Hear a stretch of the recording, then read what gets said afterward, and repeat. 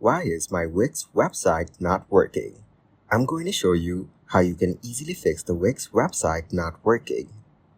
First, open Google Chrome and search for Wix. Then, click on the first link in the search results to access the Wix website. Once on the Wix site, find and click on the website you've created. Next, click on Edit Site to open the site editor. After making any necessary updates, click on Publish. If the site is still not working, you may need to unpublish it temporarily. Next, click on Unpublish Site. Confirm by clicking Done and then Unpublish again. Once the site is unpublished, go back and click on Publish to republish your site. Now, confirm by clicking Done. If your website still isn't working, clear your browser's cache. Then, go to your browser settings. Now, click on Delete Browsing Data.